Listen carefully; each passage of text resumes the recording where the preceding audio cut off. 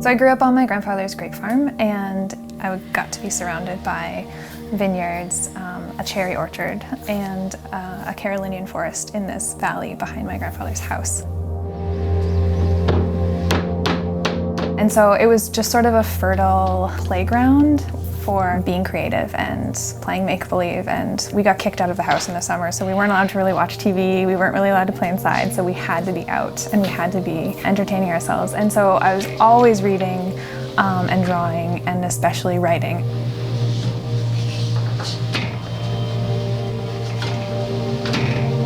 Me and my cousins would get home from school, and the first thing we would do, belly down on the floor, we would just be like writing stories until they called us in for dinner.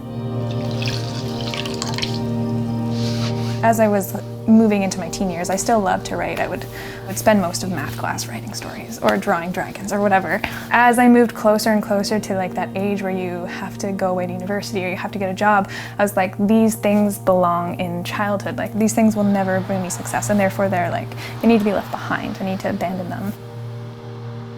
And so that's what I did. Like, I stopped drawing, I stopped writing, I stopped reading for pleasure, basically. And I just sort of like boxed up that girl I used to be and like put her away. And then I tried to grow up.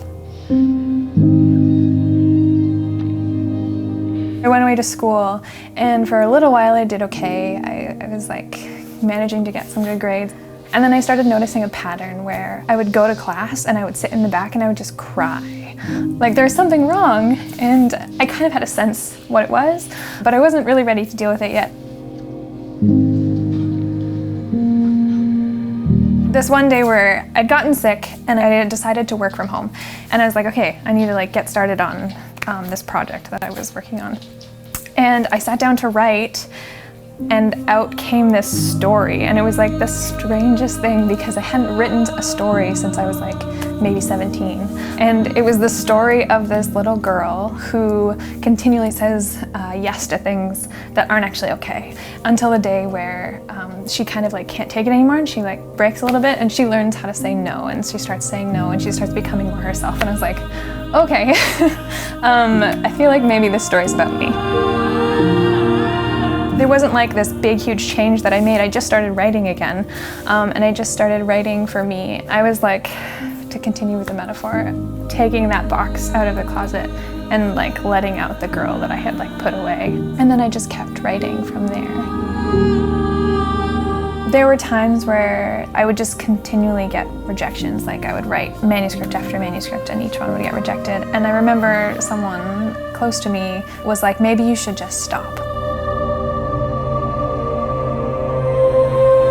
Not even just with writing, but with pottery, with working at a bookstore. Like so much of my life, people have been like, oh, you can't do that, or oh, you can't make a living at that, or oh, that's a silly idea. And then like proving them wrong.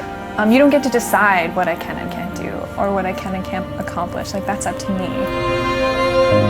So when I sat down to write The Last Namsara, I wanted to explore a world where storytelling, imagination, creativity, all these things were shameful.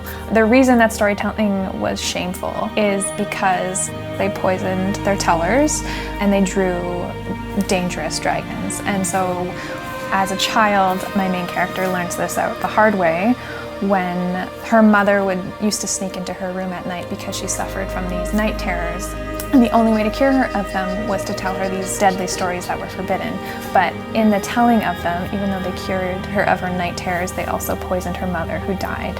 So she has a deep, deep shame over these stories. As writers, you kind of have to steal all the time. Like you're stealing from everything and everyone. And so I stole things from my own self, from my own past, from my own wounds, and I gave them to Asha. But she's not me. She's a princess of this like fierce kingdom and a dragon slayer, and she's much braver and much fiercer than me. It's more about like coming home, like I'm finally being myself.